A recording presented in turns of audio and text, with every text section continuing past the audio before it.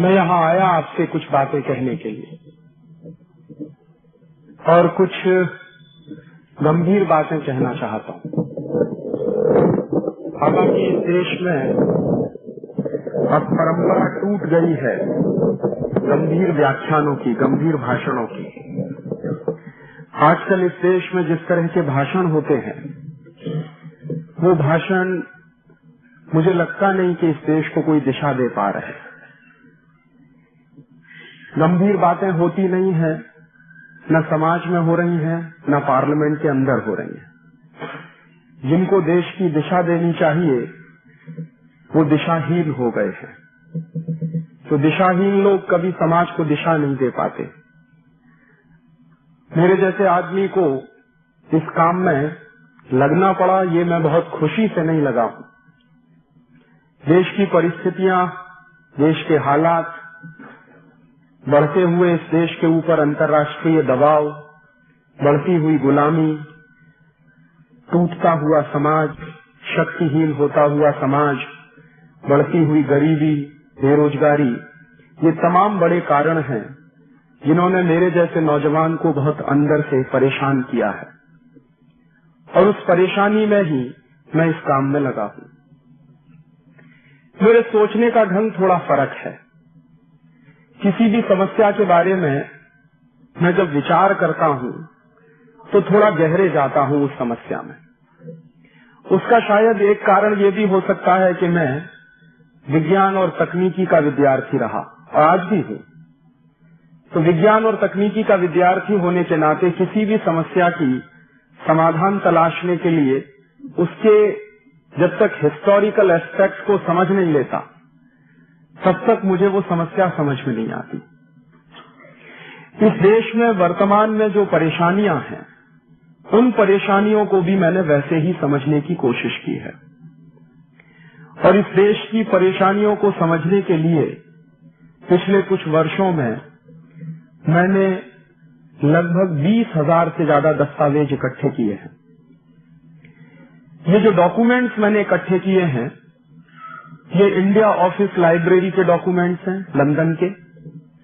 British house of Commons की library के documents हैं। दुनिया के तमाम दूसरे देशों की लाइब्रेरीज और आर्काइव से निकाले गए डॉक्यूमेंट्स हैं। कुछ डॉक्यूमेंट हिंदुस्तान की आर्काइव से निकाले हैं मैंने, और उनके आधार पर जो मेरी समझ बनी है वही आपसे शेयर करने आया हूं। वो सही भी हो सकती है, गलत भी हो सकती है, और विनम्रता से यही कह रहा हूं कि अगर आपको कहीं गलत लगे तो आप जरूर मुझे सुधारने की कोशिश करें। ये एक बड़ा अभियान है, देश का काम है जिसमें मैं लगा हुआ हूं, और अगर मुझसे गलती होगी तो सारे देश को उसका नुकसान सहन करना पड़ेगा। तो ये आपकी जिम्मेदारी है कि मेरी गलतियों को सुधारें। देश आजाद हो गया है और आजादी के 50 साल पूरे हो गए। सारे देश में राजनीतिक स्तर पर एक जश्न जैसा माहौल है, हालांकि उसकी आत्मा मरी हुई है। और माहौल इस तरह का है कि हम तो आजाद हो गए हैं, 50 साल पूरे हो गए हैं, ये देश गणतंत्र हो गया है। और हिंदुस्तान की पार्लियामेंट में भी उस दिन 15 अगस्त माने 14 अगस्त की रात 1997 को आपने जो कुछ देखा वो देखा ही होगा। आजादी का एक बड़ा मेला सा मनाया गया। इस देश में आजादी के जश्न मनाने की भी कुछ ऐसी परंपराएं पड़ रही हैं, जैसे उदाहरण के लिए इस देश में आजादी का जश्न मनाने के लिए अमेरिका से एक संगीतज्ञ आ गया था, यानी। तो हिंदुस्तान की आजादी का जश्न मनाने के लिए अमेरिका से संगीतकार बुलाया जाता है, ये मेरे समझ के बाहर की बात है। उस यानी को हिंदुस्तान की आजादी के बारे में क्या समझ है और कितनी समझ है, और साथ ही साथ उस यानी को संगीत की कितनी समझ है जो मेरे देश में चलता है और बजाया जाता है। फिर एक दिन मैंने सुना, अखबारों में पढ़ा कि हिंदुस्तान की आजादी का जश्न मनाने के लिए अमेरिका की एक नाटक कंपनी आई, उसका नाम था पॉल टेलर की कंपनी। तो पॉल टेलर की कंपनी हिंदुस्तान के 10-12 शहरों में नाटक करती थी, और पॉल टेलर जो है उस नाटक के माध्यम से दिखाने की कोशिश करते थे, लेकिन उनको मालूम नहीं था कि झांसी की रानी लक्ष्मीबाई कौन थी और उसने क्या क्या किया था। वो कोशिश करते थे हिंदुस्तान की आजादी का इतिहास बताने, लेकिन उसी दृष्टि से कोशिश करते थे जैसे अमेरिका वाले हिंदुस्तान को देखते हैं, भारत को देखते हैं। और दुर्भाग्य ये है कि हिंदुस्तान की आजादी के जश्न के जितने कार्यक्रम हो रहे हैं वो सब विदेशी कंपनियों द्वारा स्पॉन्सर हो रहे हैं। माने जिन विदेशी कंपनियों के कारण इस देश की आजादी चली गई थी, जिस ईस्ट इंडिया कंपनी और अंग्रेजों के कारण इस देश की आजादी चली गई थी, अभी उन्हीं देशों की कंपनियों को हमारे देश की आजादी से इतना प्यार कैसे हो गया। टेलीविजन पे रात दिन विज्ञापन आप देखिए तो जितने विज्ञापन हिंदुस्तान की आजादी के कार्यक्रम के आते हैं वो सब विदेशी कंपनियों द्वारा प्रायोजित किए हुए होते हैं। तो ये कुछ विद्रूपताएं हैं, ये कुछ विडंबनाएं हैं इस देश की। और इसी विडंबना के बीच में मेरी बात आपसे कहने की कोशिश कर रहा हूं कि ये जो आजादी के 50 साल पूरे हुए हैं, हम कहां आ गए हैं और हुआ क्या है पिछले 50 साल में। पिछले 50 साल में जो कुछ इस देश में हुआ है उसको अगर ठीक से समझना हो मेरे जैसे विद्यार्थी के लिए, तो मैं हिंदुस्तान के पिछले 500 साल को भी समझना चाहता हूं कि पिछले 500 साल इस देश में क्या हुआ है। और पिछले 500 साल इस देश में जो कुछ हुआ है अगर वो समझ में आ जाएगा तो अभी जो कुछ चल रहा है वो भी आपके समझ में आ जाएगा। और मैं मेरी बात यहां से शुरू कर रहा हूं कि इस देश में कोई आजादी आई नहीं है और इस पर ताली बजाने की जरूरत नहीं है। ये मेरे दिल का दर्द है। इस देश में कोई आजादी आई नहीं है। ये देश अभी भी उतना ही गुलाम है जितना कि अंग्रेजों के जमाने में था। और कई बार मैं इस बात को एक कदम आगे जाके कहता हूं कि ये देश इस समय अंग्रेजों के जमाने से ज्यादा गुलाम है। देश की व्यवस्थाएं अंग्रेजों के जमाने से ज्यादा गुलाम है। तो प्लानिंग के 3 चरण निर्धारित किए गए हैं। पहला चरण ये है, सबसे पहले हिंदुस्तान की अर्थव्यवस्था को खलास किया जाए। और जो बात चल रही है ब्रिटिश हाउस ऑफ कॉमन्स में, वो बात ये चल रही है कि इंडियन इकोनॉमिक सिस्टम को कॉलेप्स करा दिया जाए। और इंडियन इकोनॉमिक सिस्टम जब कॉलेप्स हो जाएगा तो हिंदुस्तान के व्यापारी, हिंदुस्तान के उद्योगपति, हिंदुस्तान के पूंजीपति सब खलास हो जाएंगे। और ये व्यापारी, पूंजीपति और उद्योगपति अगर खलास हो जाएंगे हिंदुस्तान में, तो हमारी ईस्ट इंडिया कंपनी का माल हिंदुस्तान के गांव-गांव में बिकने लगेगा। और इस डिबेट को चलाते हुए विल्बरफोर्स कह क्या रहा है, एक मजेदार बात आज आप देख रहे हैं जो चल रहा है उसका कंपैरिजन मैं कर रहा हूं। विल्बरफोर्स कह रहा है कि हमको हिंदुस्तान में फ्री ट्रेड करना है। तो एक एमपी पूछता है उससे, what do you mean by free trade? तो विल्बरफोर्स कह रहा है कि फ्री ट्रेड का माने ब्रिटिश गुड्स का हिंदुस्तान के गांव-गांव में बिकना, ब्रिटिश गुड्स का, ब्रिटेन के माल का हिंदुस्तान के बाजारों में भर जाना, और ब्रिटिश के माल का, ब्रिटेन के माल का हिंदुस्तानी लोगों द्वारा ज्यादा से ज्यादा कंजम्पशन करना, उपभोग करना, ये है फ्री ट्रेड। इसके सेकंड पार्ट में एक बात और कह रहा है विल्बरफोर्स, फ्री ट्रेड की व्याख्या करते हुए सेकंड पार्ट में ये कह रहा है कि ये जो फ्री ट्रेड चलेगा इसमें एक चीज और होनी चाहिए कि हिंदुस्तान में बहुत अच्छा रॉ मटेरियल है जो इंग्लैंड में नहीं है। जैसे कॉटन का रॉ मटेरियल है, स्टील के ओर्स हैं इस देश में, आयरन ओर बहुत अच्छा है, और भी तमाम तरह के रॉ मटेरियल हैं। तो वो कह रहा है कि कुछ इस तरह का फ्री ट्रेड चलना चाहिए कि जिससे हिंदुस्तान का सारा रॉ मटेरियल ब्रिटेन में आना शुरू हो जाए और उस रॉ मटेरियल के लिए हमको एक नया पैसा खर्च नहीं करना पड़े और उस रॉ मटेरियल से हम फिनिश प्रोडक्ट बनाएं और वापस इंडियन मार्केट में ले जाकर बेचें। तो जब ये डिबेट कंक्लूड हो रही है तो उस डिबेट को इम्प्लीमेंट करने के लिए पॉलिसीज बनाई जा रही है। और वो पॉलिसीज क्या बन रही हैं? पहली पॉलिसी बनी है और ईस्ट इंडिया कंपनी को एक चार्टर इशू किया गया है ये ईस्ट इंडिया कंपनी जब आई है तो 20-20 साल के चार्टर उसको दिए जाते हैं।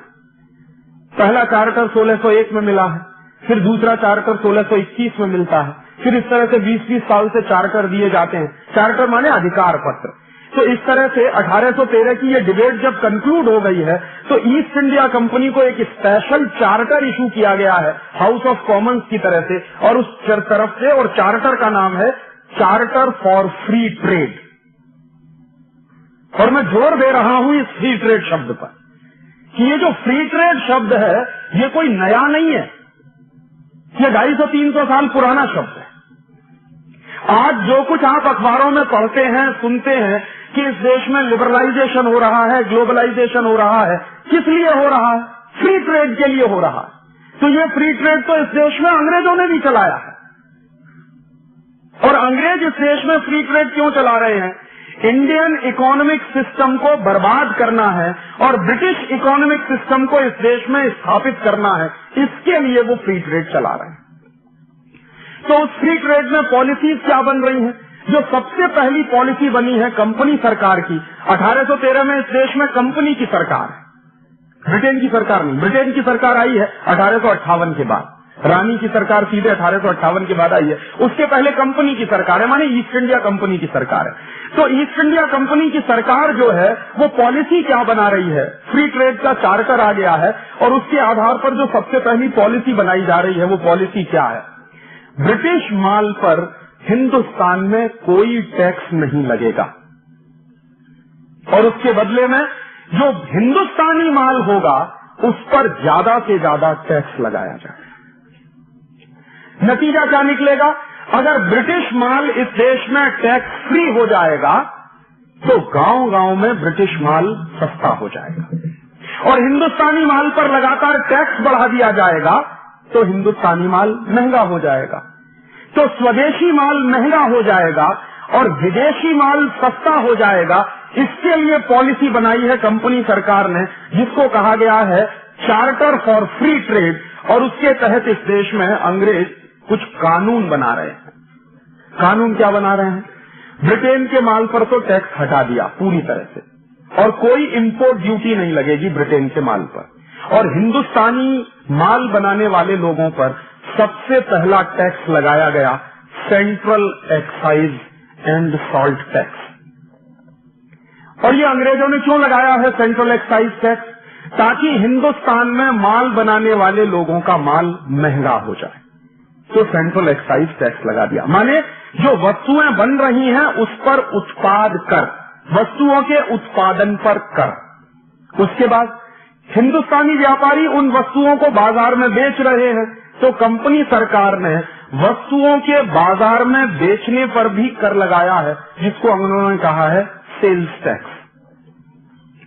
फिर तीसरा कर कि वस्तुओं के उत्पादन पर कर, वस्तुओं के बाजार में बिकने पर कर, और उन वस्तुओं के बिकने से जो आमदनी आ रही है उस पर भी टैक्स, और उसका नाम अंग्रेजों ने रखा है इनकम टैक्स। तो उत्पादन पे सेंट्रल एक्साइज, बिक्री पर सेल्स टैक्स, बिक्री से होने वाली आमदनी पर इनकम टैक्स। उसके बाद वस्तुओं का आवागमन जो है, ट्रांसपोर्टेशन जो है, उस पर अंग्रेजों ने एक टैक्स लगाया है जिसका नाम है ऑक्ट्रॉय टैक्स, चुंगी नाका। और उसके बाद एक आखिरी टैक्स और लगाया अंग्रेजों ने। अंग्रेजी सरकार क्या करती थी, कंपनी सरकार क्या करती थी कि कहीं कहीं पुल बनाती थी, तो पुल पर से माल लेके जब ट्रक गुजर रहा है तो आपको पुल का कर देना है, क्योंकि हमारी सड़क आप इस्तेमाल कर रहे हैं। तो उसको उन्होंने नाम दिया टोल टैक्स। तो कितने टैक्स लगा दिया अंग्रेजों ने? वस्तुओं के उत्पादन पर सेंट्रल एक्साइज, वस्तुओं की बिक्री पर सेल्स टैक्स, उसके बाद इनकम पर इनकम टैक्स, उसके बाद ट्रांसपोर्टेशन के लिए आपको टोल टैक्स और ऑक्ट्रॉय टैक्स। और ये पांचों टैक्स अंग्रेज लगा रहे हैं इस देश के उद्योगपतियों पर, ताकि इस देश के उद्योगपतियों का नाश किया जाए।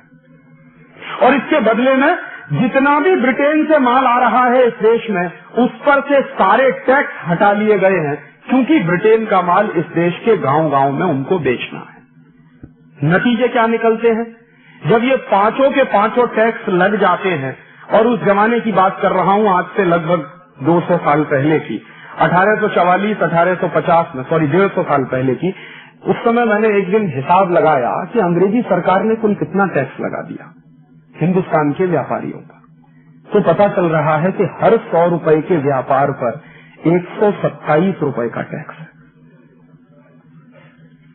और इस बात की गंभीरता को समझिए कि हर 100 रुपए के व्यापार पर 127 रुपए का टैक्स है। तो एक दिन हाउस ऑफ कॉमन्स में डिबेट चल रही है और एक एमपी कह रहा है कि हिंदुस्तान के व्यापारियों पर इतना टैक्स लगा दिया है, ये सब मर जाएंगे। तो दूसरा एमपी जवाब दे रहा है कि यही हमें करना है। तो एक दूसरा एमपी खड़ा हो जाता है, तो वो कहता है कि दोनों हाथ में लड्डू हैं हमारे, या तो हिंदुस्तानी व्यापारी मर जाएंगे, माने 100 रुपए पर अगर 127 रुपए टैक्स देना पड़ जाए तो या तो वो आदमी मर जाएगा और या वो बेईमान हो जाएगा, और अगर वो बेईमान हो जाएगा तो भी हमारे गुलामी में आ जाएगा और बर्बाद हो जाएगा, तब तो हमारी गुलामी में आने ही वाला है। अब आप ध्यान करिए इन दो बातों को कि इस देश में टैक्सेशन का सिस्टम क्यों लाया जा रहा है, ताकि हिंदुस्तान के व्यापारियों को, पूंजीपतियों को, काम करने वालों को, उत्पादकों को बेईमान बनाया जाए या फिर उनको खलास कर दिया जाए।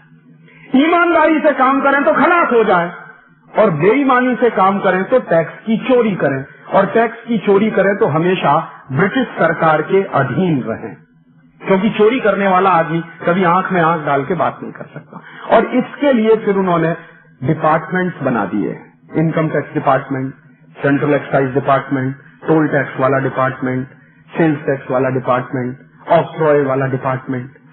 और आपको मैं बताऊं कि ये पांचों के पांचों डिपार्टमेंट आज आजादी के 50 साल में भी चल रहे हैं। अंग्रेजों ने इन डिपार्टमेंट्स को बनाया था हिंदुस्तान के व्यापारियों का सत्यानाश करने के लिए। तो मुझे लगता था कि जब 1947 में इस देश में आजादी आई तो अंग्रेजों द्वारा बनाए गए ये पांचों डिपार्टमेंट्स बंद कर देने चाहिए थे, लेकिन वो आज भी चल रहे हैं। और उसी दौर की एक जानकारी और दूं कि अंग्रेजों ने सबसे पहले जब इनकम टैक्स लगाया तो उसकी रेट क्या है, कितना इनकम टैक्स देना पड़ता है। तो अंग्रेजों का जो सबसे पहला इनकम टैक्स का रेट है वो 97% का है। माने 100 रुपए की इनकम है तो 97 रुपए का टैक्स आपको देना पड़ेगा, माने सिर्फ 3 रुपया आपको मिलेगा। और आपको शायद ये मालूम होगा, कुछ बुजुर्ग यहाँ बैठे होंगे इस सभा में, आजादी के 1947 के बाद कम से कम 20-25 साल तक इनकम टैक्स इस देश में 97% लगता रहा है। आजादी के बाद की बात कर रहा हूं। 1970-72 तक 97% ही इनकम टैक्स लगता रहा इस देश में, जबकि आजादी आ गई थी 1947 में। तो मेरा सबसे पहला और गंभीर प्रश्न ये है कि जो टैक्सेशन का स्ट्रक्चर अंग्रेजों ने बनाया, वही टैक्सेशन का स्ट्रक्चर इस समय देश में चल रहा है। अंग्रेजों ने क्यों बनाया? हिंदुस्तानी व्यापारियों को बर्बाद करने के लिए, और हिंदुस्तानी व्यापारी बर्बाद हुए। 1835-1840 में इस देश की क्या स्थिति है व्यापार के क्षेत्र में, उसका एक आंकड़ा है, और ये आंकड़ा statistics British house of Commons की डिबेट से मैंने निकाला। हाउस ऑफ कॉमन्स की डिबेट चल रही है तो एक एमपी कह रहा है कि हिंदुस्तान का व्यापार है कितना पूरी दुनिया में। तो एक सर्वे किया है, और वो सर्वे किया है कई यहाँ के रेवेन्यू ऑफिसर्स हैं जो ब्रिटेन की सरकार के यहाँ पर पोस्टेड हैं, और उनका एक हेड ऑफिसर जिसका नाम है विलियम एडम। तो विलियम एडम कई रेवेन्यू कलेक्शन के ऑफिसर्स को लगाता है सर्वे के काम में, पता लगाओ कि हिंदुस्तान का टोटल ट्रेड कितना। तो उसका आंकड़ा है 1835-1840 के आसपास, और ये 1850 तक भी चलता रहा है। 1850 के आसपास तक हमारा टोटल ट्रेड सारी दुनिया के ट्रेड का 1/3 है। माने पूरी दुनिया में अगर उस जमाने में $100 बिलियन का ट्रेड चल रहा हो तो $33 बिलियन का ट्रेड अकेले हिंदुस्तान का है। इसको एक दूसरे तरीके से भी कह सकते हैं कि आज से 150 साल पहले इस देश का कुल व्यापार सारी दुनिया के व्यापार का 33% है। और इस बात को एक तीसरे तरीके से ऐसे भी कहा जा सकता है कि 1850 के आसपास तक दुनिया में जो टोटल एक्सपोर्ट हो रहा है, उस एक्सपोर्ट में हिंदुस्तान का प्रतिशत 33% है। और आज आजादी के 50 साल के बाद हिंदुस्तान का हिस्सा टोटल वर्ल्ड मार्केट में कितना है जानते? रिजर्व बैंक ऑफ इंडिया के फिगर्स हैं, ये मेरे नहीं। Last year reserve bank of India की रिपोर्ट ये बता रही है कि टोटल वर्ल्ड ट्रेड में हिंदुस्तान का कंट्रीब्यूशन क्या है? 0.01%। हम जब गुलाम हैं अंग्रेजों के, और अंग्रेज इस देश का सत्यानाश करने पर तुले हुए हैं, और 150 साल पहले की ये बातें हैं, तब इस देश में कोई हाईटेक नहीं है, तथाकथित हाईटेक नहीं। हाईटेक तो है, लेकिन ये जो सो कॉल्ड हाईटेक है वो नहीं है। इंडस्ट्रीज का स्ट्रक्चर भी मेगा स्ट्रक्चर नहीं है, माने मेगा प्रोजेक्ट इस देश में नहीं है। तब हमारा टोटल वर्ल्ड मार्केट में कंट्रीब्यूशन 33% है। और आज इस देश में लाखों लाख करोड़ रुपए के इन्वेस्टमेंट के बाद, 244 नेशनल पब्लिक सेक्टर के होने के बाद, इतनी विदेशी कंपनियों को बुलाने के बाद, हिंदुस्तान में इतने बड़े बड़े घराने होने के बाद, इतनी हाईटेक लेने के बाद, टोटल वॉल्यूम ऑफ ट्रेड कितना है? 0.01%। तो हम तरक्की की तरफ बढ़ रहे हैं या विनाश की तरफ बढ़ रहे हैं? कहा यह जा रहा है कि आप बहुत तरक्की कर रहे हैं। तो मैं मानता था कि तरक्की होती अगर 33% वाला ट्रेड हमारा 50% हो गया होता, 70% हो गया होता, तो मानता कि हिंदुस्तान ने तरक्की कर ली है। लेकिन ये तो घटके 0.01% पे आ गया। तो हम तरक्की कर रहे हैं या कहीं पीछे की तरफ जा रहे हैं? और इसी के साथ याद आ गई एक बात, तो बता रहा हूं। विलियम एडम ने जो सर्वे कराया है, उस सर्वे में कुछ ऐसे आश्चर्यजनक तथ्य हैं जो आप सुनेंगे तो चकरा जाएंगे। विलियम एडम अपनी रिपोर्ट में लिख रहा है कि 1835-1840 के आसपास हिंदुस्तान में स्टील बनाने वाली 10,000 फैक्ट्रियां हैं, आज से 150 साल पहले। और वो जो 10,000 स्टील बनाने वाली फैक्ट्रियां हैं, उनमें जो स्टील बनता है 1850 के आसपास, वो स्टील इस क्वालिटी का है कि आप उसको वर्षों वर्षों तक पानी में पड़ा रहने दीजिए, उस पर जंग नहीं लग सकता।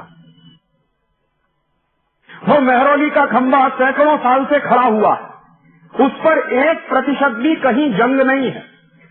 और आज आधुनिक टेक्नोलॉजी से बनने वाले किसी भी स्टील को आप अपने आंगन में फेंक दीजिए, 3 महीने बारिश में उसको पड़ा रहने दीजिए, मैं चैलेंज से कहता हूं उस पर जंग लग जाएगा। 200 साल पहले स्टील बन रहा है इस देश में, तो उस पर 1% का जंग नहीं लगता, वर्षों वर्षों तक ऐसे ही है। और 10,000 फैक्ट्रियां स्टील बना रही हैं, और टोटल प्रोडक्शन ऑफ स्टील कितना है उस जमाने में, ये सुनेंगे तो और आश्चर्य करेंगे। टोटल स्टील प्रोडक्शन है 1850 में हिंदुस्तान का एक साल का करीब 80 से 90 लाख टन, एक साल का। और आज जानते हैं कितना स्टील प्रोडक्शन है इस समय देश में? मुश्किल से 72 से 75 लाख टन। इतने मेगा प्रोजेक्ट्स हैं, इतना हैवी इन्वेस्टमेंट है, इतने बड़े बड़े सफेद हाथी हमने खड़े किए हुए हैं। सब स्टील प्रोडक्शन है 70 लाख टन के आसपास। और उस जमाने में 10,000 स्टील बनाने की फैक्ट्रियां हैं, तो उनका स्टील प्रोडक्शन है करीब 80 से 90 लाख टन।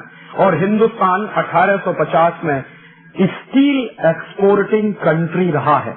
और ये दस्तावेज ब्रिटेन के पार्लियामेंट के हैं, जब एक एमपी कह रहा है कि ईस्ट इंडिया कंपनी के जितने जहाज बनाए गए हैं, वो सब हिंदुस्तान के स्टील को इंपोर्ट करके बनाए गए हैं। और उस जमाने में 1850 के आसपास सबसे बढ़िया जो स्टील बनता है वो हिंदुस्तान में बनता है, या फिर एक दूसरा देश है डेनमार्क में बनता है। तो डेनिश स्टील जो माना जाता है वो इंडियन स्टील से उस जमाने में 19 है, और इंडियन स्टील डेनिश स्टील से 21 है। और अगर 10,000 स्टील बनाने के कारखाने हैं और इतना बड़ा स्टील के उत्पादन का तंत्र है, तो जरूर कोई ना कोई जबरदस्त हाईटेक रहा होगा इस देश में। ये एक अलग बात है कि हम उसको जानते नहीं, क्योंकि अंग्रेजों ने वो दस्तावेज नष्ट कर दिए। और उन्हीं अंग्रेजों के दस्तावेजों के कुछ दूसरे हिस्से हैं जिनके आधार पर पता चला है कि हिंदुस्तान में सबसे ज्यादा स्टील प्रोडक्शन होता था 1850 के आसपास सरगुजा में। सरगुजा मध्य प्रदेश का एक इलाका है। इस पूरे सरगुजा में स्टील बनाने के सबसे ज्यादा कारखाने रहे। और सरगुजा में स्टील बनाने के कारखाने क्यों रहे?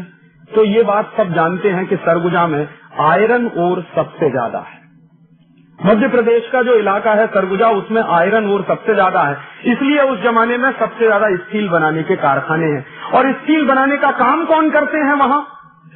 तो जिनको आप ट्राइबल्स पीपुल कहते हैं, वो उस जमाने के सबसे बड़े स्टील प्रोड्यूसर लोग हैं, जिनको हम मानते हैं कि ये तो पढ़े लिखे नहीं है, क्योंकि इनके पास डिग्री नहीं है, क्योंकि इन्होंने बीटेक नहीं किया, क्योंकि इन्होंने एमटेक नहीं किया, क्योंकि इन्होंने पीएचडी नहीं किया। लेकिन सच्चाई ये है कि हिंदुस्तान के सबसे बड़े स्टील प्रोड्यूसर हैं वो। और अभी भी सरगुजा के इलाके में, मैंने तो मेरी आंखों से देखा है, आज भी आजादी के 50 साल बाद भी कुछ लोग बचे हैं जो स्टील बनाने की टेक्नोलॉजी जानते हैं। लेकिन दुर्भाग्य ये है कि वो टेक्नोलॉजी आगे तक पहुंच नहीं रही है। वो टेक्नोलॉजी खत्म कैसे हुई? अंग्रेजों ने ये हिंदुस्तान के स्टील बनाने वाले कारखाने बंद कराए। कैसे बंद हुए? अंग्रेजों ने एक कानून बना दिया। कानून क्या था कि पहले जो स्टील बनाने वाले ट्राइबल्स होते थे, वो जंगलों में से जो खानें होती थी, खदानें होती थी, उनमें से स्टील का रॉ मटेरियल ले आते थे और स्टील बनाते थे उससे। अंग्रेजों ने क्या किया कि एक कानून बना दिया कि कोई भी ट्राइबल खदानों में से ओर नहीं निकाल सकता, और बाकायदा इसको सख्ती से लागू करा दिया। और फिर उन्होंने ये घोषणा कर दी कि खदानों में से अगर और कोई निकालेगा ट्राइबल, तो उसको 40 कोड़े मारने की सजा, और उसके पर भी वो ना मरे तो उसको गोली मार दी जाए। इतना सख्ती से वो कानून इस देश में लागू हो गया। तो धीरे धीरे आदिवासियों के स्टील के ओर लेने पर पाबंदी लगा दी गई, और धीरे धीरे वो खत्म होते चले गए, और क्रम के काल में वो करीब करीब समाप्त हो गए हैं। और आपको जानकर ये आश्चर्य होगा कि ये कानून जो अंग्रेजों ने चलाया कि आदिवासी आयरन ओर नहीं ले सकते, वही कानून हिंदुस्तान में आज भी चल रहा है। और आज भी इस देश में जो टेक्नोलॉजी जानते हैं वो लोग आयरन ओर नहीं ले पाते। और उसके दूसरी तरफ क्या चल रहा है कि बड़ी बड़ी विदेशी कंपनियां उन आयरन ओर्स को खोद खोद कर ले जा रही हैं। जापान की एक कंपनी है, उसका नाम है निप्पन डेर्नो, वो इसी धंधे में लगी हुई है। तो जापान की कंपनी को तो हिंदुस्तान की खदानें खोद कर ले जाने की खुली छूट है, लेकिन हिंदुस्तान का कोई आदिवासी उस खदान में से रॉ मटेरियल लाकर स्टील बनाए तो उस पर पाबंदी लगी हुई है, वो रॉ मटेरियल नहीं ले सकता। और मैं मान सकता हूं कि ये कानून अंग्रेजों ने बनाया, अंग्रेजों की सरकार थी, उनके अपने स्वार्थ से उनको ये देश बर्बाद करना था। मैं ये कैसे मान लूं कि आजादी के 50 साल के बाद भी वही कानून चल रहा है? आज तो हमारी सरकार है, आज तो हमारे लोग हैं जो पार्लियामेंट में बैठे हैं, अब तो हम मानते हैं कि ये देश अंग्रेजों की गुलामी से आजाद हो गया। तो फिर वही कानून जो अंग्रेजों ने चलाया इस देश को बर्बाद करने के लिए, वो क्यों चल रहा है? और क्यों नहीं कोई राजनीतिक पार्टी इस सवाल पर सोचती कि विदेशी कंपनियां तो रॉ मटेरियल खोद खोद कर ले जा रही हैं। जापान की कंपनी निप्पन डेर्नो जो रॉ मटेरियल ले जाती है वो कौड़ी के दाम में जाता, और उससे स्टील बनाकर वापस इसी देश में लाकर बेचती है, और फिर दूसरी बार भी मुनाफा लेकर जाती है। ये धंधा तो अंग्रेजों के जमाने में चलता था, वो तो आज भी चल रहा है। कैसे मैं मानूं कि ये देश आजाद हो गया?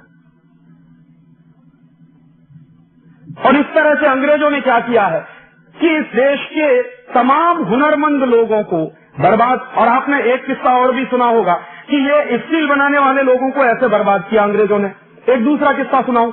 हिंदुस्तान में बहुत बेशकीमती और बेहतरीन कपड़ा बनाने वाले कारीगर होते थे, और उन कारीगरों के हाथ का बनाया हुआ कपड़ा सारा देश जानता है कि एक छोटे से रिंग में से पूरा थान पार निकलता था। ढाका की मलमल इस देश में बनती थी। ढाका उस जमाने में इसी देश का हिस्सा था। बांग्लादेश तो 72 में बना है, उसके पहले वो थोड़ा पाकिस्तान का हिस्सा था, और 47 के पहले हमारे देश का हिस्सा था। और ये किस्सा मैं आपसे कह रहा हूँ 1750 से 1850 के बीच का।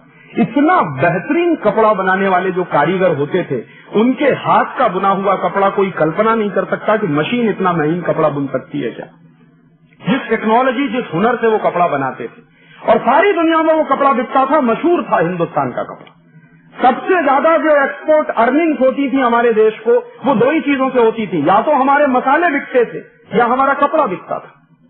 तो कपड़ा बनाने वाले जो कारीगर थे, अंग्रेजों को उनसे परेशानी थी। अंग्रेजों को क्या परेशानी थी? लंकाशायर और मानचेस्टर का कपड़ा इस देश में बिक नहीं पाता था, क्योंकि हिंदुस्तानी कपड़ा ही इतने क्वालिटी का बनता था, कोई खरीदता ही नहीं था लंकाशायर और मानचेस्टर के कपड़े को। तो अंग्रेजों ने क्या किया?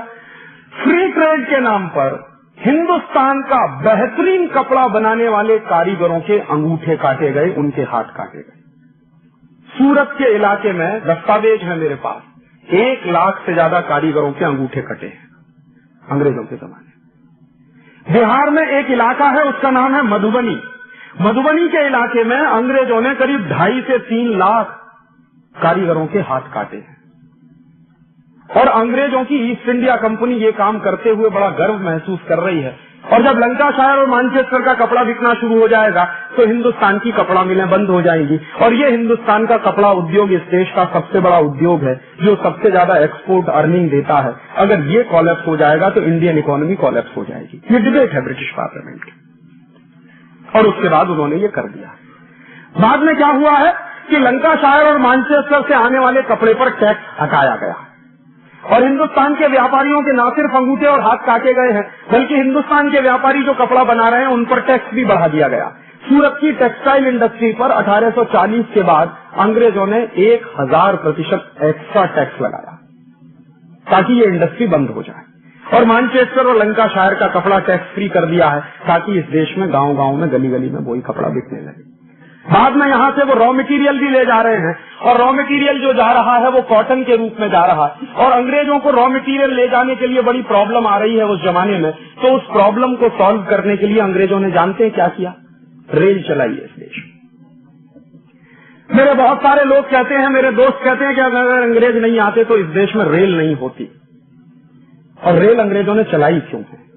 रेल अंग्रेजों ने चलाई है ताकि हिंदुस्तान के गांव-गांव से कॉटन इकट्ठा करके रेल में भर के उसको बंबई तक पहुंचाया जाए, और बंबई से पानी के जहाज में भर के लंदन ले जाया जाए। सबसे पहली रेल चली है इस देश में, ये अहमदाबाद बंबई वाली, ये सबसे पुरानी रेलवे लाइन है इस देश की।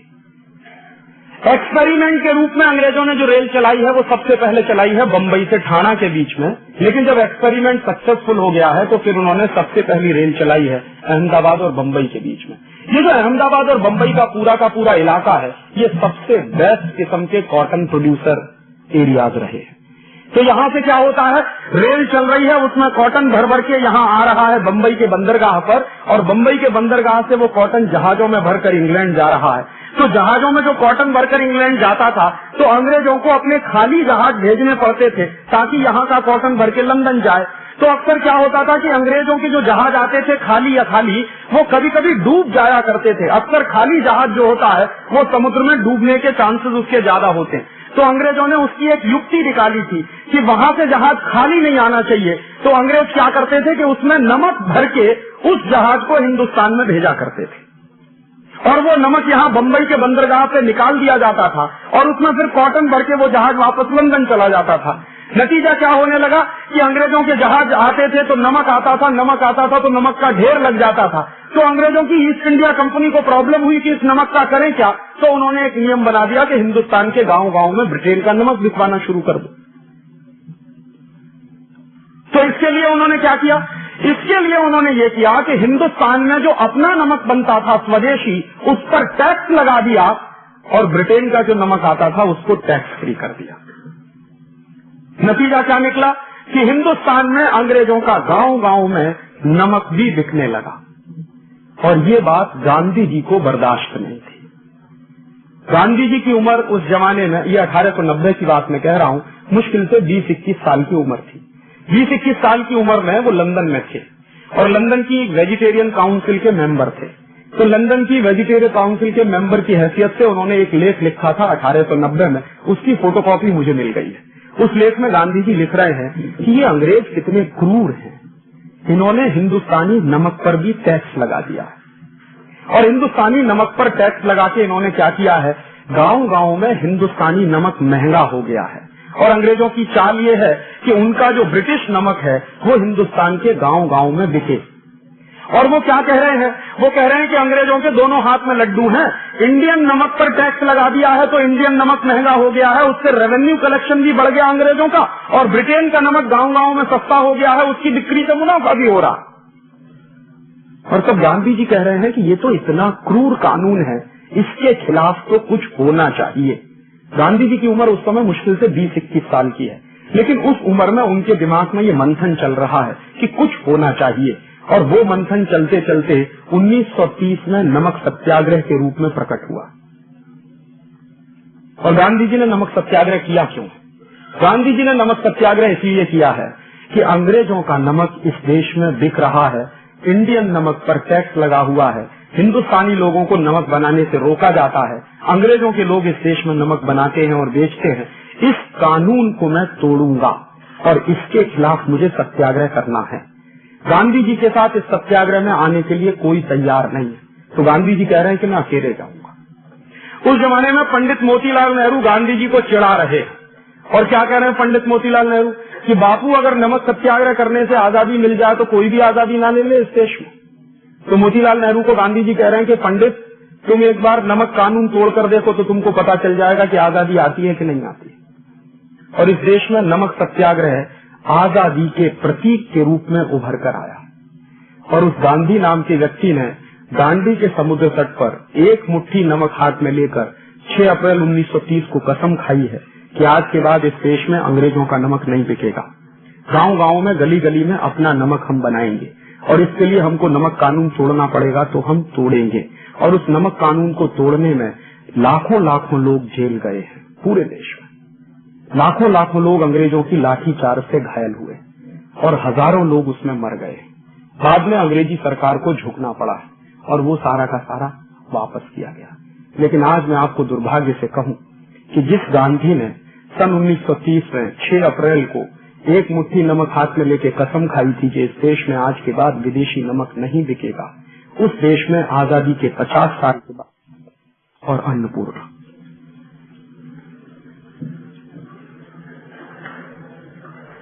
और ये ताली बजाने की बात नहीं,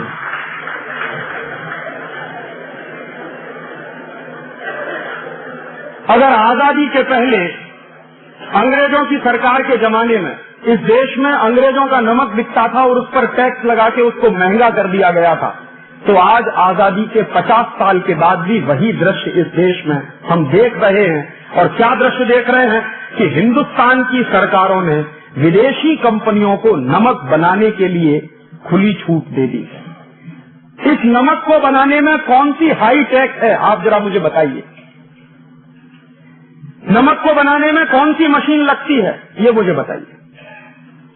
सूरज की रोशनी होती है, समुद्र का पानी होता है। सूरज की रोशनी और समुद्र के पानी के मिलन से नमक बन जाता है, और हिंदुस्तान में हजारों साल से ये टेक्नोलॉजी इस्तेमाल होती है। सारी दुनिया के कई देशों में यही टेक्नोलॉजी इस्तेमाल होती है। और इस काम के लिए भी अगर विदेशी कंपनियों को बुलाया जाए तो मैं कैसे मान लूं कि ये देश आजाद हो गया है। और कहीं गांधी जी की आत्मा देखती होगी स्वर्ग से तो 8-8 आंसू रोती होगी कि जिस देश में मैंने नमक सत्याग्रह किया उस विदेशी कंपनी का नमक ना खाया जाए, इसके लिए आज इस देश के लोग बाजार में विदेशी कंपनी का नमक खरीद रहे हैं। शायद हमको मालूम नहीं है हम कितना बड़ा नेशनल क्राइम कर रहे हैं जब ये काम हम कर रहे हैं। और इसलिए मैं मानता नहीं कि ये देश आजाद हो गया है। इस देश में गुलामी के पहले की जो व्यवस्थाएं थी, आजादी के पहले की जो व्यवस्थाएं थी, वही व्यवस्थाएं चल रही हैं। और अंग्रेजों ने इस तरह से इस देश को खलास किया है। एक दो और उदाहरण दूं आपको कि अंग्रेजों के जमाने की व्यवस्थाएं कैसे चल रही हैं। 1865 में अंग्रेजों ने इस देश में एक कानून बना दिया। उस कानून का नाम था इंडियन फॉरेस्ट एक्ट। और ये कानून अंग्रेजों ने क्यों बनाया?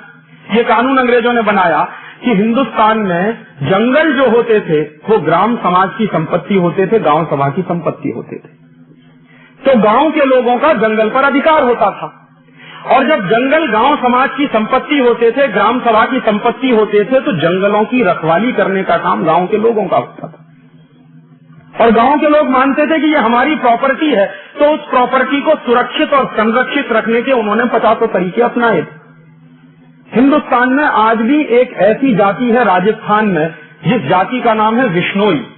और एक बार मैं ये विश्नोई जाति के लोगों के गांव में जाके आया। अलवर जिले के आसपास के इलाके में ये विश्नोई जाति के लोग काफी रहते हैं। तो एक बार मैं उनके गांव में गया था व्याख्यान करने के लिए। तो मैंने उनके गांव के सरपंच और मुखिया से कहा कि आप मुझे अपने गांव का इतिहास बताइए पहले, फिर मैं आपसे कुछ कहूंगा। पहले तो मैं आपसे सुनने आया। तो गांव के मुखिया ने बताया कि राजीव भाई, सन 1865 में अंग्रेज सरकार ने हमारे विश्नोई जाति के हजारों लोगों का कत्ल किया। मैंने कहा क्यों? तो उन्होंने बताया कि उसका मतलब ये था कि अंग्रेजों ने एक कानून बनाया था। उस कानून का नाम था फॉरेस्ट एक्ट। तो मेरे समझ में आ गया कि अच्छा, इंडियन फॉरेस्ट एक्ट, हाँ वही कानून। तो मैंने कहा उसमें तो ये कर दिया था अंग्रेजों ने कि जो जंगल गांव समाज की संपत्ति होते थे, उन जंगलों को सरकार की संपत्ति घोषित कर दिया था, एक ही कानून से, एक ही झटके। तो होता क्या था कि सरकार की संपत्ति घोषित होने से पहले अंग्रेज जब जंगलों को काटा करते थे तो अक्सर आदिवासियों के साथ उनके झगड़े होते थे। आदिवासी पेड़ कटने नहीं देते थे, अंग्रेज पेड़ काटते थे। और उस विश्नोई गांव के लोगों ने मुझे बताया कि जब अंग्रेज लोग हमारे यहाँ पेड़ काटने के लिए आते थे तो हमारी महिलाएं पेड़ पकड़ के खड़ी हो जाती थी। पहले महिला का गर्दन कटती थी, उसके बाद पेड़ कटता था। हमारे नौजवान पेड़ पकड़ के खड़े हो जाते थे, पहले नौजवानों का शरीर कटता था, उसके बाद पेड़ कटता था। और हजारों हजारों पेड़ को बचाने के लिए इस तरह से हमारे जाति के लोगों ने कुर्बानियां दी हैं। और ये सब कुछ अंग्रेजों ने किया था 1865 के इंडियन फॉरेस्ट एक्ट के कानून के आधार पर। और 1865 में जैसे ही वो कानून पारित हो गया तो वैसे ही अंग्रेजों ने क्या घोषित कर दिया कि अब पूरे हिंदुस्तान के जो जंगल हैं वो अंग्रेजी सरकार की संपत्ति है। और जब वो सरकार की संपत्ति घोषित हो गए तो सरकार जैसे चाहे उनका इस्तेमाल करे। गांव समाज के लोगों को कोई हक ही नहीं है। उन्होंने हजारों हजारों साल से जंगलों को लगाया है, उन्हीं लोगों का जंगलों पर कोई हक नहीं है जिन्होंने जंगल लगाए हैं, जिन्होंने जंगल खड़े किए। और जिनको जंगलों से कुछ लेना देना नहीं, और जो जानते नहीं कि जंगल कैसे लगाए जाते हैं, उनको पेड़ काटने का अधिकार मिल गया क्योंकि एक्ट बना दिया अंग्रेजों ने। और अंग्रेजों के काम करने का तरीका क्या था कि जब किसी को मारना हो, खलास करना हो, बर्बाद करना हो तो उसके लिए कानून बना दो।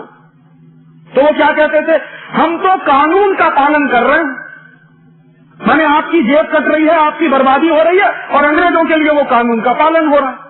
तो 1865 में उन्होंने कानून बना दिया। अब उस कानून के पालन करने के लिए उन्होंने हिंदुस्तान के हजारों हजारों आदिवासियों को मार दिया क्योंकि वो जंगल बचाने की लड़ाई लड़ते थे। उस कानून में एक प्रोविजन है। प्रोविजन क्या हो?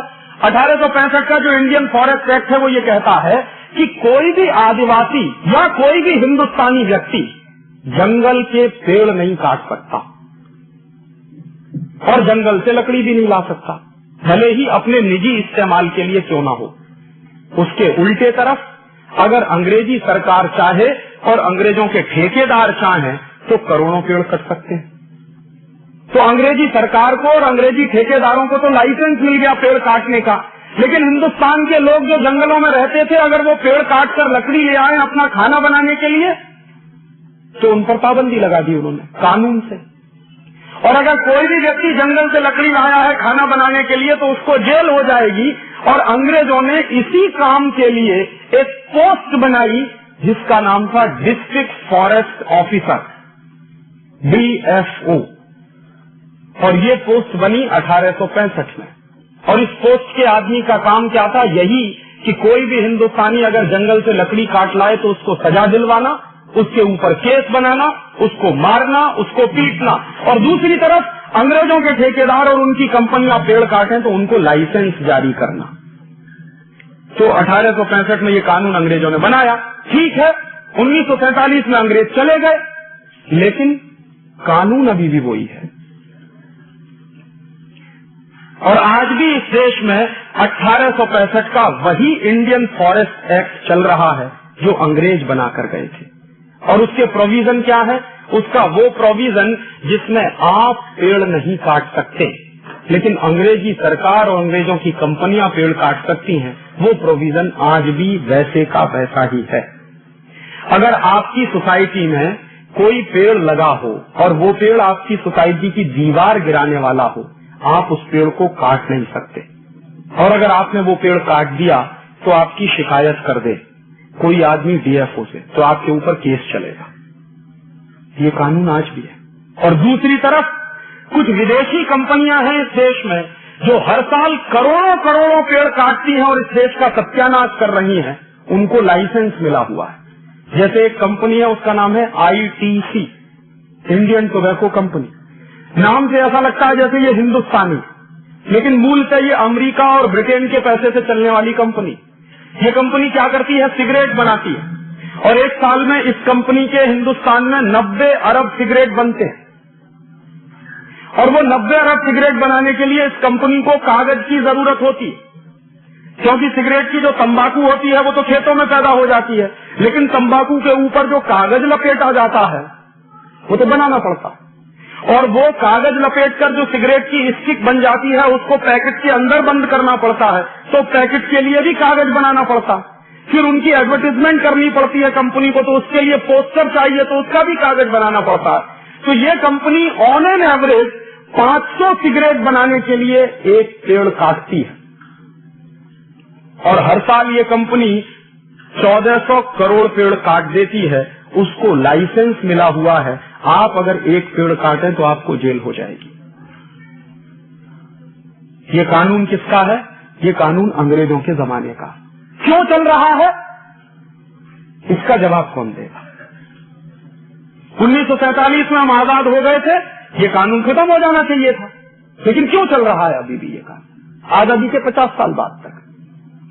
और अंग्रेजों ने जो जंगल गांव समाज की संपत्ति थे वो छीनकर सरकार की संपत्ति घोषित कर दी है। 1947 में जो सरकार आई थी उसको सबसे पहला काम ये करना चाहिए था कि जंगलों को वापस गांव समाज की संपत्ति घोषित करना चाहिए था, लेकिन वो तो नहीं हुआ आज तक। तो कैसे मैं मानूं कि ये देश आजाद हो गया? 1894 में अंग्रेजों ने एक कानून बनाया, उसका नाम था लैंड एक्विजिशन एक्ट। और ये लैंड एक्विजिशन एक्ट क्या था? गांव गांव के लोगों की जमीन हड़पने के लिए अंग्रेजों को एक कानून की जरूरत थी, क्योंकि अंग्रेजी पुलिस ऑफिसर जो होते थे वो गांव गांव में जाते थे, लोगों को मारते थे, पीटते थे, उनकी जमीन हड़प लेते थे। और न सिर्फ जमीन हड़पते थे बल्कि हिंदुस्तान के बड़े बड़े राज्य भी लोग अंग्रेजों ने हड़प लिए थे। यहाँ के जो कई राजा थे उनकी स्टेट हड़प ली थी अंग्रेजों ने। और ऐसा एक किस्सा तो आप सबको मालूम होगा, झांसी की रानी लक्ष्मीबाई की स्टेट को अंग्रेजों ने हड़प लिया था। और झांसी की रानी लक्ष्मीबाई की स्टेट को जब अंग्रेजों ने हड़प लिया था तो उसी के लिए झांसी की रानी ने युद्ध किया था। बाद में झांसी की रानी की हत्या कराई थी। इसी देश के कुछ गद्दारों ने मिलकर झांसी की रानी को मरवाया था अंग्रेजों के साथ, उसको धोखे से। और वो गद्दार खानदान इस देश में अभी भी मौजूद है। तो झांसी की रानी की हत्या हुई थी। मामला क्या था कि स्टेट थी झांसी की, उसको हड़प लिया था। तो अंग्रेजों का एक ऑफिसर था, उसका नाम था डलहौजी। डलहौजी अक्सर ये कहा करता था कि ये हमको हमेशा स्टेट हड़पनी पड़ती है, गांव गांव की संपत्ति हमको हड़पनी पड़ती है, और इसके लिए हमको बड़ी हिंसा करनी पड़ती है, और अंग्रेजों को बड़ी मुश्किल भी सहन करनी पड़ती है। क्यों ना इसको हड़पने का एक कानून बना दिया जाए? तो उन्होंने संपत्ति गांव की हड़पने का कानून बना दिया, जिसका नाम हो गया लैंड एक्विजिशन एक्ट। और वो लैंड एक्विजिशन एक्ट आज से 103 साल पहले अंग्रेजों ने बनाया, ताकि गांव गांव की जमीन को छीना जाए, किसानों की जमीन को छीन लिया जाए, और वो जमीन छीनकर अंग्रेजी सरकार ईस्ट इंडिया कंपनी को बेचे या किसी विदेशी कंपनी को बेचे। ये धंधा करती थी उस जमाने की अंग्रेज सरकार। और आपको मैं बताऊं कि दुर्भाग्य आज हमारा ये है कि वो 103 साल पुराना कानून आज भी इस देश में चल रहा है। बस इतना फर्क हुआ है कि उस जमाने में अंग्रेज सरकार इस देश के गांव की जमीन छीनकर विदेशी कंपनियों को बेचती थी। अब हमारी सरकारें गांव के किसानों की जमीनों को छीनकर विदेशी कंपनियों को बेच रही है। इतना ही फर्क है। पहले जो धंधा अंग्रेज करते थे, अब वही धंधा भारत की सरकारें कर रही हैं, तमाम प्रदेशों की सरकारें कर रही हैं। और ये सरकारें तर्क क्या देती हैं कि देश के प्रगति के लिए, देश के भले के लिए गांव की जमीन छीनकर विदेशी कंपनियों को देना बहुत जरूरी है। और उसी के आधार पर क्या हुआ है, पिछले 5 वर्षों में सन 1991 से लेकर 1996 के बीच में महाराष्ट्र की हजारों हेक्टेयर जमीन विदेशी कंपनियों को बेची गई है। हजारों हेक्टेयर जमीन।